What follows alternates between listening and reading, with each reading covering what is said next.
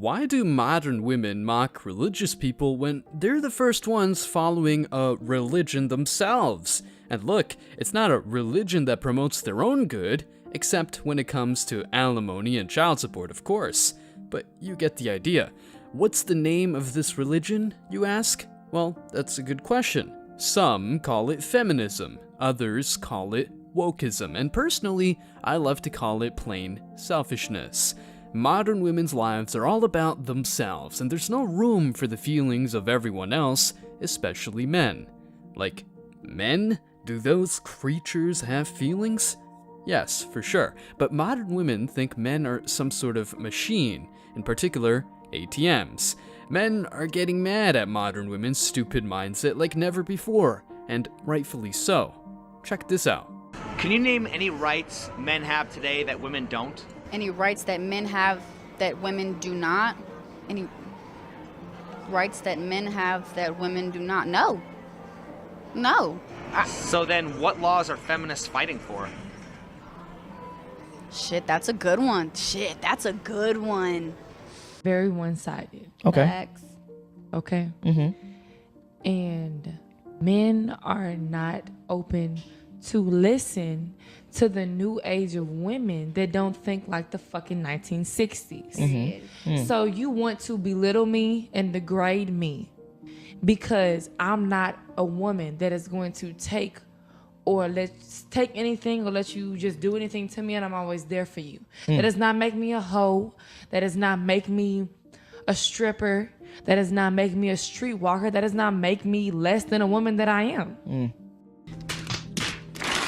Men don't take women like her seriously. Some guys might use these types of chicks recreationally, but hey, STDs are a serious matter, for real. Anyway, you catch the vibe, right? In today's video, we're delving into modern women's religion, aka feminism, why it's a major scam, and most importantly, why men are done with all this BS. Stick around because I'm sure you're going to love this one.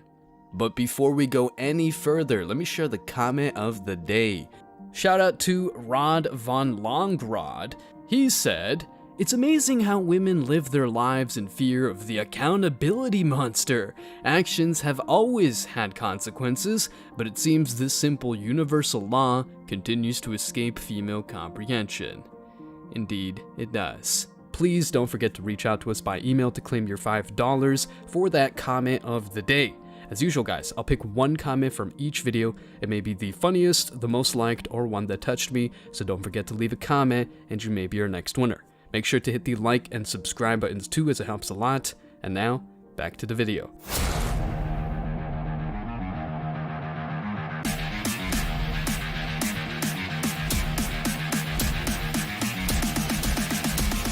Embrace your masculinity.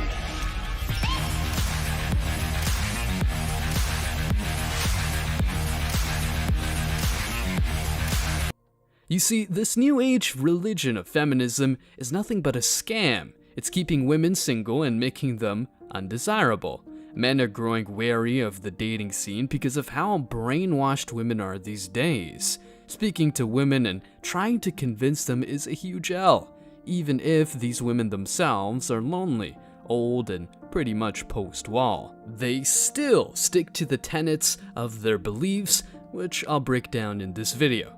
First tenet, disregard for the feelings of others. If this is not extreme selfishness, tell me what is. One of the most concerning aspects of feminism is its lack of consideration for the feelings of others, especially men. And guess what? These chicks don't give an F about the feelings of women who freely choose to be good wives, as if they had the moral authority to tell women what to do with their lives. My life, my choice, they say, so be it. But why the hell do they criticize women who don't go with the flow? Simple answer, plain hypocrisy. But hey, if you as a man state your preferences, you're nothing but a dictator. Jokes aside, let's keep on checking this mindset. In a society where empathy and compassion are promoted for fostering positive relationships and cooperation day in and day out, this tenet promotes a divisive and callous approach to human interaction. Like, the same women who want you to be compassionate and all that corny stuff don't give a damn about your feelings or well-formed opinions as a man. And to add insult to injury, these women don't even tolerate women who prefer not playing by the rules of this toxic religion. Their lack of tolerance undermines the importance of understanding and respecting the emotions and perspectives of others, potentially leading to conflict, isolation, and a lack of social cohesion. Empathy and compassion are fundamental components of a well-functioning society, for sure. They allow us to connect with others on a deeper level, resolve conflicts, and build trust. But do modern women even care about this? No. They only care about their stupid ideology, even if it's got a very weak foundation. This woman traveled to Bangkok, Thailand, and right at the airport, she made a very interesting observation about the passport bros. Honestly, the amount of white dudes with Thai women that are waiting to board international flights, it's an absurdity. It is crazy. Now that she says a lot of white men, hold on a minute. Black men from America that can't get no so they go to third world countries. I haven't seen a white yet. Are there white men in this? Because I feel like it's only men. I guess it's a Western men thing, not just black men. Like, half of the couples in this airport right now are beautiful Thai women with super basic white dudes. And yes, her comment section were full of passport bros and they were having none of it. It's hilarious. Hey brothers, I want you to check out something real quick. It is something that's crazy. Let me show you. So as you can see, the U.S. State Department is overwhelmed by passport demand. Now, as you see down here, let me see if I can scroll down and show you. They issued a record 22 million passports. So when we talking about get your passport, you better get that and pay the expedited fee and get it ASAP. If you have 6 months on your passport, you need to start renewing your passport a year in advance. Don't be in a position where you cannot leave the country for whatever the reason. Because, it's getting serious out here with these passports. While Western women hold on to their stupid ideology that keeps them single for life or, if at all, in the sex-only category, women from other countries are at least trained to be wives. Now, let's move on to the second tenet of the feminist religion, self-worship and disregard for facts. You know the drill, right? Facts don't care about your feelings, especially if you're a man of discipline and duty. But women think that they can avoid this very rule of life. The notion of worshiping one's own feelings and disregarding facts is another problematic aspect of feminism. While self-confidence and self-expression are important, women don't really have any of that. Elevating one's feelings above objective reality can lead to distorted perspectives and misguided actions. Facts, I insist, facts serve as the foundation for informed decision-making and a rational understanding of the world. No feelings, no sentiments, no emotions, no "I feel like" type of phrases. Many men don't want to work and wake up early, but if they've got kids to feed, they go out there and get that money regardless of how they feel. What about modern women though? If they feel like they no longer love their husbands, they're incentivized to move on and break the home. Kids, mortgage, responsibilities? Nah, they only care about their feelings and me. Needless to say, facts are not subjective. They provide a common ground for rational discourse and the development of knowledge. Dismissing them in favor of personal feelings can lead to the spread of misinformation, irrational decision-making, and ultimately, a society that struggles to address complex challenges and make meaningful progress. If you know, you know. This leads to the third point, extreme selfishness. Feminism's endorsement of extreme selfishness is a troubling stance. While advocating for individual agency and autonomy is essential, an excessive focus on self-interest can have detrimental consequences for society as a whole. These same women, though, want you to have a sense of solidarity and altruism. Do they care about your needs as a man? No, they don't. A thriving society relies on a balance between individual and collective well-being, but women are all about themselves and, if at all, their stupid girl gangs, sororities, or however they want to call their sects. Their lingo is really weird, bro.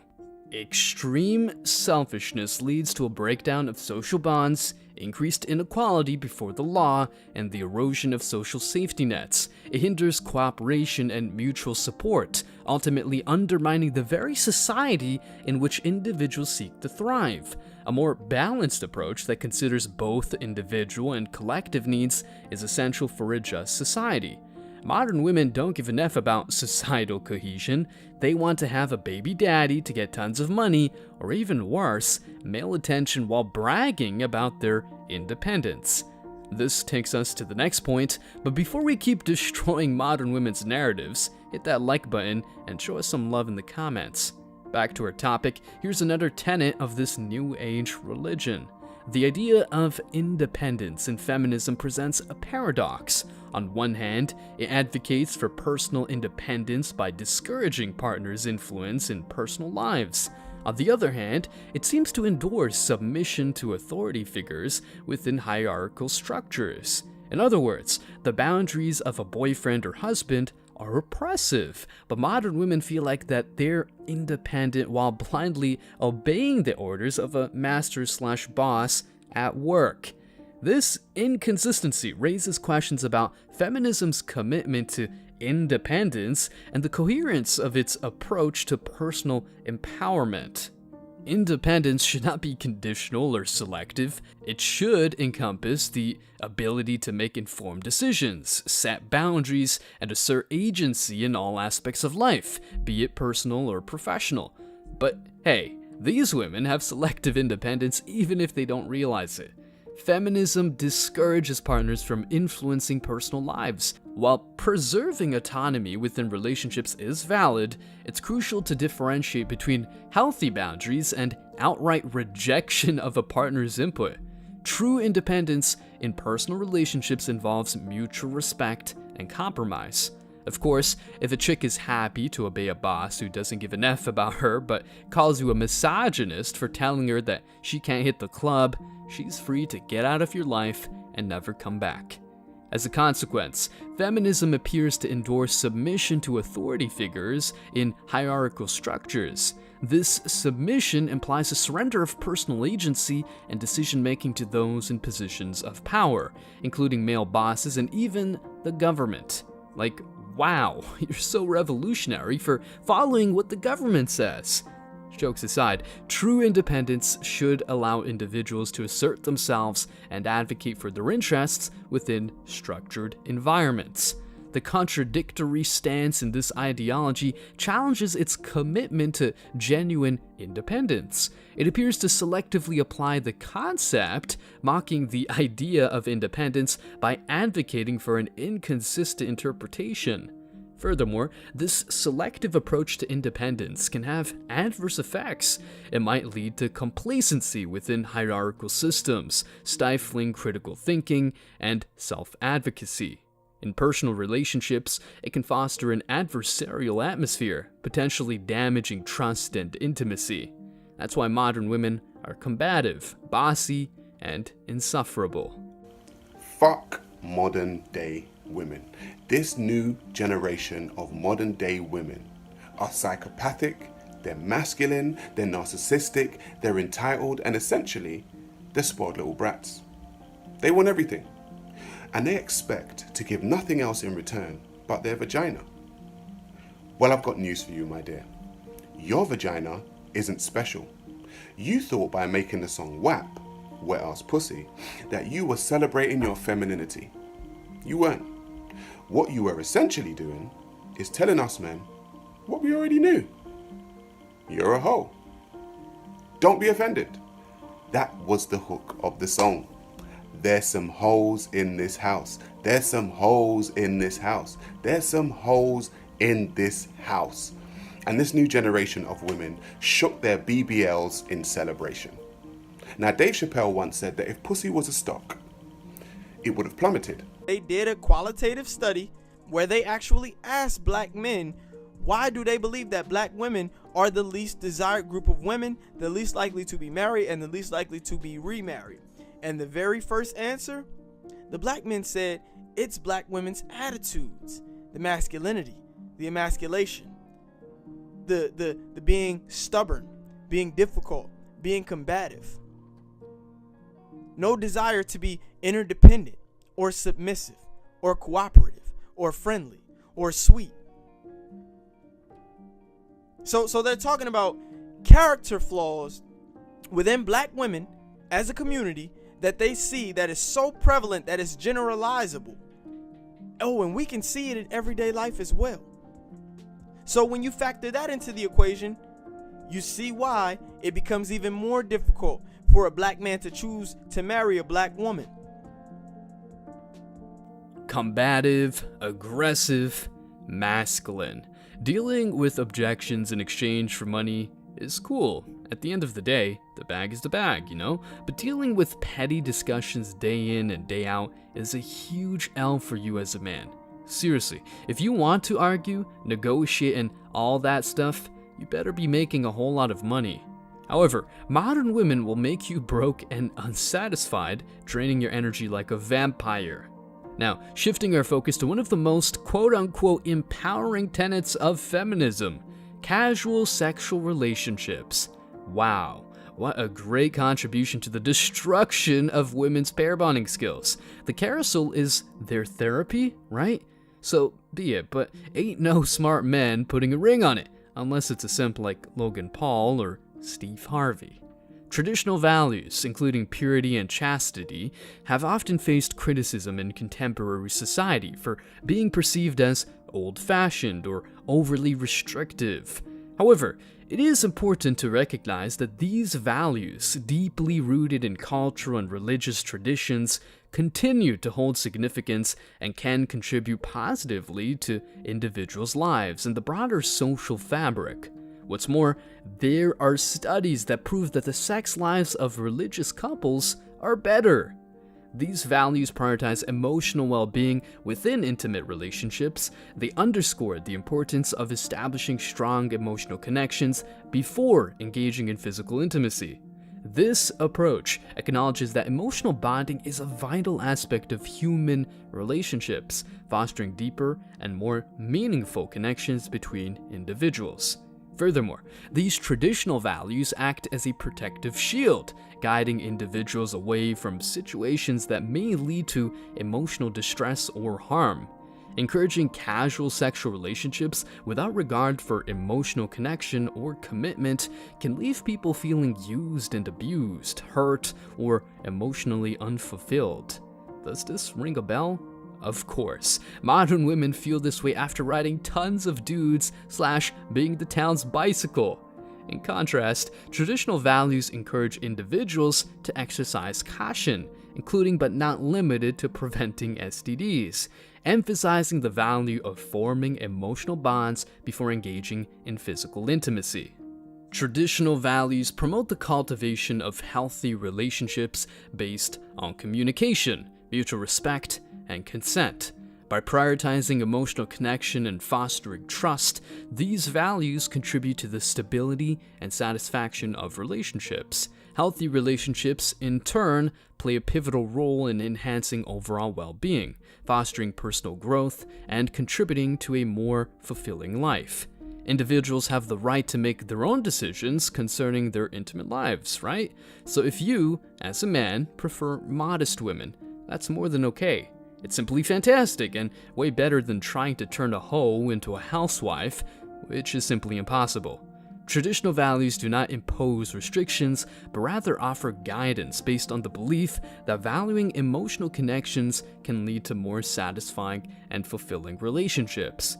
For many smart men, these values carry deep cultural and religious significance. They're central to the moral and ethical frameworks that shape their lives. Respecting these values is not just a matter of personal preference, it's also an acknowledgement of the rich tapestry of beliefs and perspectives within society. You know, at one point in time in this country, you know, modesty was something that was practiced as a cultural norm. And if you look at, you know, some pictures just from the 1950s, the 1960s, etc., you really see just the difference between women of that time versus today. Now, I want to just review. You prefer women to dress modest or slutty? All right, here we go. If I want to take her back to the dormitory, right, then I'm gonna go up, be like, "You're dressed nice and slutty. Yeah. You trying to act slutty tonight? You dressed modest," and I'll be like, "Yo, how you been?" I'm like, "Maybe I'll take you on a date." Slutty, I take her home for the night. Modest, I'll take her out on a date. And to make matters worse, here's another tenet of this religion of feminism: classism. Yeah, you heard that right. They're the most elitist people out there, mocking blue-collar guys like crazy. This highlights a concerning lack of appreciation for the contributions of all members of our complex social fabric. This behavior within feminism and the attitudes of its followers reflect a distorted sense of entitlement and superiority that warrants examination and critique.